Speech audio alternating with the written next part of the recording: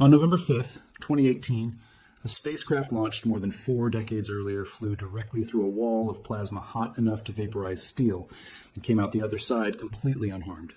That sentence sounds like it should be impossible, and in a very real sense, it should be. 50,000 Kelvin is nearly 9 times hotter than the surface of the sun. No spacecraft, no material, no piece of engineering built by human hands should survive passing through something that hot without being instantly destroyed.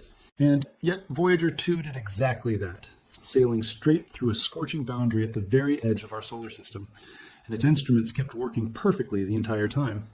The reason it survived is exactly what makes this discovery so strange, and exactly why NASA scientists are still working to fully understand what that boundary actually is. This is the story of the wall of fire surrounding our solar system, discovered by Voyager 2 as it crossed into interstellar space, and the counterintuitive physics that explains how something that hot can exist without destroying everything that touches it. To understand what Voyager 2 actually found, we first need to understand where it found it. Our entire solar system sits inside an enormous invisible bubble called the heliosphere, inflated outward by a continuous stream of charged particles the sun releases in every direction, known as the solar wind. That solar wind travels outward for billions of miles, well past every planet, past Neptune, past the Kuiper Belt, roughly 3 times the distance to Pluto, before it finally runs out of pressure and can no longer push back against the material drifting in from the wider galaxy. The boundary where that battle finally tips in the galaxy's favor is called the heliopause, the true edge of the sun's influence. Cross it, and you leave the solar system behind entirely, entering the interstellar medium, the thin material that fills the space between stars. Voyager 1 reached that boundary first, crossing the heliopause on August 25, 2012, becoming the first human-made object in history to enter interstellar space. But Voyager 1 had a serious handicap by the time it got there. Its primary plasma instrument, the device specifically designed to measure the temperature, density, and speed of charged particles around the spacecraft, had already failed back in 1980, shortly after its Saturn flyby. That meant when Voyager 1 made history, scientists had to rely on indirect methods to piece together what the plasma environment actually looked like, filling in gaps using magnetic field readings and cosmic ray measurements instead. Voyager 2 did not have that problem. Its own plasma instrument remained fully functional when it crossed the heliopause 6 years later, on November 5, 2018, at a distance of about 119 astronomical units from the Sun. For the first time, scientists had a working direct plasma sensor physically present at the exact moment a spacecraft crossed from the solar wind into interstellar space, and what it recorded turned out to be far stranger than anyone had predicted. The instrument responsible for this discovery is called the Plasma Science Instrument, a device built around a set of small detectors known as Faraday cups, named after the 19th century physicist Michael Faraday. By analyzing how that current changes as Voyager 2 rotates and points its cups in different directions relative to the spacecraft's motion, scientists on Earth can calculate the speed, density, and temperature of the plasma flowing past at any given moment, essentially reconstructing a detailed physical portrait of an environment no human being will ever be able to sample directly in person. This was not the first time Voyager 2's plasma instrument had recorded dramatic temperature swings. Years earlier, in 2007, the spacecraft crossed a different, closer boundary called the termination shock, the point where the solar wind abruptly slows from a supersonic speed to a subsonic one at a distance of about 84 astronomical units from the Sun. Crossing that shock alone caused plasma temperatures to jump sharply, from a relatively modest range of a few thousand to 30,000. Kelvin measured throughout most of the outward journey, up past 100,000 Kelvin in places, with temperatures throughout the resulting heliosheath fluctuating anywhere between 20,000 and 200,000 Kelvin, depending on conditions. In other words, extreme, rapidly shifting temperatures were already a known feature of this general region of space well before Voyager 2 ever reached the heliopause itself. What nobody had fully anticipated was the specific, narrow, 30,000 to 50,000 Kelvin spike, sitting in a distinct compressed layer immediately bordering the heliopause, hotter than the interstellar medium beyond it, and structured differently than the broader heliosheath behind it. As Voyager 2 approached the boundary, its plasma instrument detected something researchers had never directly observed before: a thin transitional layer, roughly 1.5 astronomical units wide, sitting just inside the heliopause, where the plasma began behaving in ways nobody had fully modeled in advance. The plasma in that layer slowed down noticeably. It grew almost twice as dense as the typical plasma found elsewhere in the heliosheath, the broad transitional region between the solar wind's outer edge and the heliopause itself. And it heated up dramatically, reaching temperatures between 30,000 and 50,000 Kelvin, according to the instrument's direct measurements. That number alone would be remarkable on its own, but what made it genuinely surprising was how it compared to expectations. Before Voyager 2's crossing, the best available models and prior observations had predicted a very local interstellar medium temperature, somewhere in the range of 15,000 to 30,000 Kelvin. Voyager 2's actual measurements came in noticeably hotter than even the upper end of that prediction, exceeding it in some readings by nearly 20,000 degrees.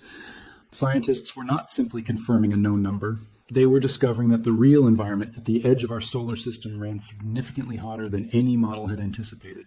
The team behind this discovery, led by John Richardson at the Massachusetts Institute of Technology, published their findings in November 2019 in the journal Nature Astronomy, describing the first direct plasma measurements ever taken at and immediately beyond the heliopause.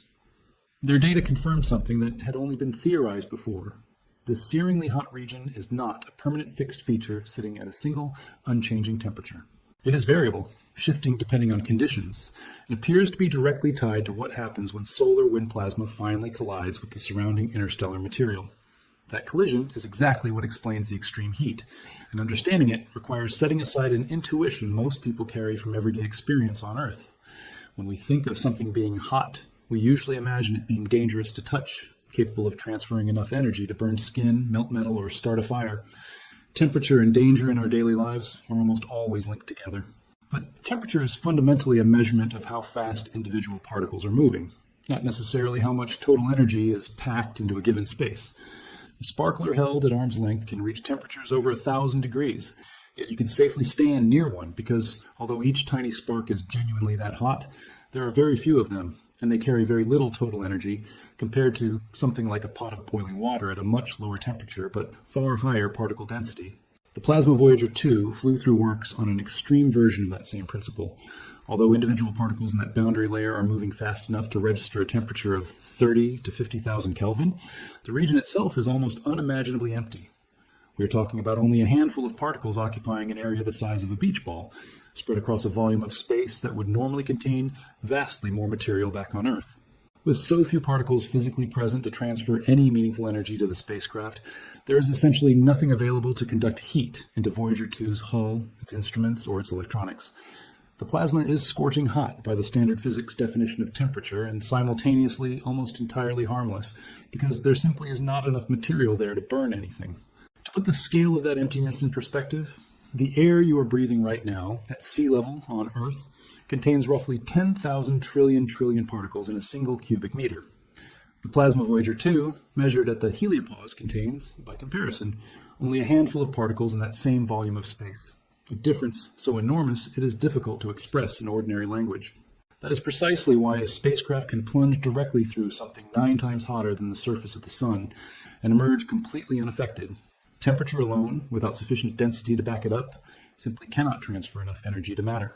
That combination, extreme temperature paired with extremely low density, is precisely why this boundary earned an informal nickname among some scientists and science writers covering the discovery: a wall of fire, or sometimes a plasma wall. It is not fire in any conventional sense. There is no flame, no visible glow, nothing that would register to human eyes even if you could somehow stand there and look at it directly. It is an invisible, physically real thermal boundary that Voyager 2 flew straight through at tremendous speed, its instruments recording exactly what was happening the entire time, without the spacecraft itself ever being at any real risk. So, what actually causes this dramatic spike in temperature in the first place? The leading explanation involves compression. As the outward-flowing solar wind finally runs out of pressure and piles up against the resistance of the interstellar medium, the plasma does not simply stop cleanly and quietly. It gets physically compressed, squeezed into a smaller volume as it decelerates, similar in principle to how air gets compressed and heats up inside a bicycle pump as you push the handle down. That compression converts kinetic energy, the raw energy of motion, directly into thermal energy, spiking the local temperature well above what either the surrounding solar wind or the untouched interstellar medium further out would normally show on their own.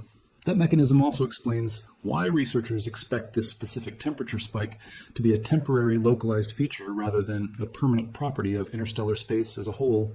Independent astronomical measurements of the broader local interstellar medium, gathered using entirely different techniques, such as observing how starlight passing through nearby interstellar gas clouds gets absorbed at specific wavelengths, suggests that the true, undisturbed temperature of the interstellar material surrounding our solar system sits much lower, around 7,500 Kelvin. That is still hot by ordinary human standards, but it is dramatically cooler than the 30 to 50,000 Kelvin Voyager 2 actually measured right at the boundary.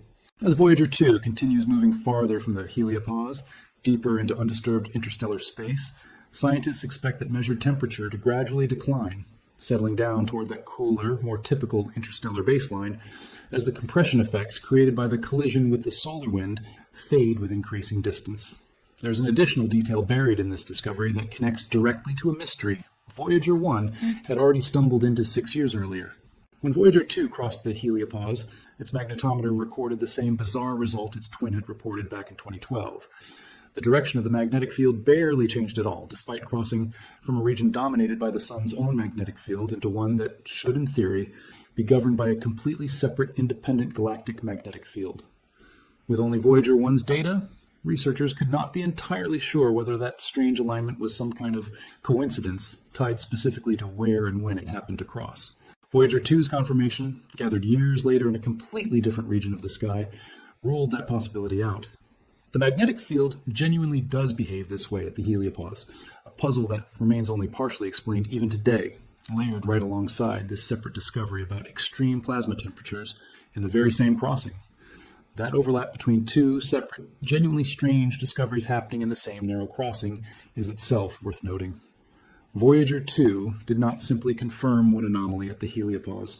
It confirmed two independently, using two different instruments, measuring two entirely different physical properties: a magnetic field that stubbornly refused to rotate the way theory predicted, and a plasma temperature that spiked far higher than any model anticipated. Neither discovery fully explains the other, and researchers continue treating them as related but distinct puzzles, both still under active investigation, using the very same dataset gathered during those few critical days in November 2018.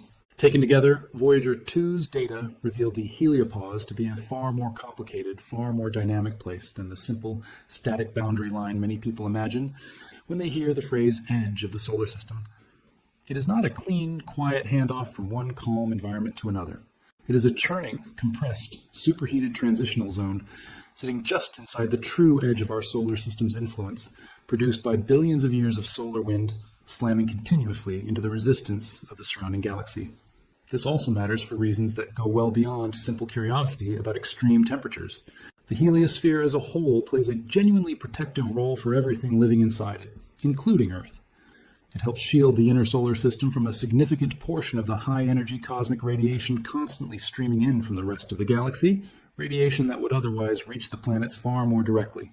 Some estimates suggest the heliosphere blocks around 70% of that incoming galactic cosmic radiation before it ever reaches the inner solar system. Understanding exactly how the boundary of that protective bubble behaves, including this newly measured superheated compression layer sitting right at its edge, helps scientists build a more complete picture of how effectively that shield actually works, and how it might change over time as the sun's own activity rises and falls across its roughly 11-year cycle. That protective effect is not merely academic. Without the heliosphere's shielding influence, a much larger fraction of high-energy galactic cosmic rays would reach every planet in our solar system, including Earth, potentially with meaningful consequences for the radiation environment experienced by any future astronauts traveling beyond low Earth orbit, and for the long-term habitability of any world lacking its own additional protection, such as a strong planetary magnetic field or thick atmosphere. Mars, notably, lost most of its own global magnetic field billions of years ago, leaving its surface far more exposed to cosmic radiation than Earth's own surface remains today. Understanding precisely how the outer boundary of our solar system's shield actually behaves, including this newly discovered superheated compression layer, feeds directly into broader scientific efforts to understand radiation exposure risks for future deep space missions, alongside the more fundamental goal of simply understanding the physical structure of the bubble that surrounds our entire solar system. It is worth pausing to appreciate just how remarkable it is that any of this data exists at all. Voyager 2 was designed and built in the 1970s, using computing technology that predates the personal computer entirely, originally intended for a mission expected to last only a few years. exploring Jupiter, Saturn, Uranus, and Neptune before its work was considered complete.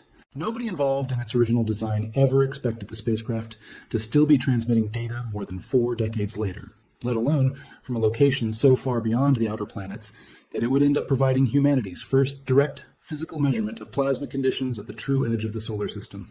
Its plasma instrument, the very device responsible for this entire discovery, is still operating today using the same basic hardware that launched in 1977, patched and managed through decades of software updates and careful power budgeting by generations of engineers who have kept the spacecraft alive far longer than anyone reasonably expected. Consider, too, just how differently this entire mission could have unfolded. Voyager 2 spent more than a decade traveling through the heliosheath before ever reaching the heliopause, exposed the entire time to a harsh, radiation-filled environment its original designers built it to survive for only a few years around the outer planets, not for decades of continuous operation billions of miles farther out. Every additional year the spacecraft's instruments kept functioning was, in a very real sense, borrowed time, made possible by conservative engineering margins and a great deal of good fortune, rather than anything specifically planned for in the original mission design from the 1970s. That plasma instrument will not run forever. Like every other system aboard both Voyagers, it depends on electricity generated by the slow, steady radioactive decay of onboard plutonium, a power source that loses a small amount of output every single year, with absolutely no way to replenish it. NASA has already been forced to shut down several other instruments on both spacecraft simply to conserve the shrinking supply of remaining electricity, and at some point, the same fate will likely come for the plasma instrument that made this particular discovery possible in the first place. When that day arrives, it will mark the end of humanity's only direct physical means of measuring plasma conditions at the edge of the solar system, at least until some future mission, likely decades away, manages to reach a comparable distance with instruments of its own. For now, though, the data Voyager 2 already sent home remains available, still being studied, still revealing new details, as researchers continue analyzing exactly what happened during those crucial hours in November 2018, when a 41-year-old spacecraft flew directly through a wall of plasma nearly 9 times hotter than the surface of the sun, and came out the other side completely unscathed, its instruments faithfully recording every strange, unexpected detail along the way. There is something genuinely striking about the fact that one of the most extreme temperature measurements ever recorded by any spacecraft in history came not from diving toward the sun, not from skimming close to some distant star, but from the exact opposite direction entirely, out at the farthest, coldest, quietest edge of everything the sun controls. The heat did not come from anything burning. It came from billions of years of quiet, relentless collision, solar wind pushing outward, interstellar material pushing back, compressing and heating a thin, almost impossibly empty layer of plasma sitting right at the border between our solar system and the rest of the galaxy. It is worth remembering, too, that this discovery was only possible because of an accident of engineering good fortune decades in the making. Voyager 1's own plasma instrument had already failed years before it ever reached the heliopause, meaning its historic 2012 crossing had to be confirmed indirectly through other instruments entirely.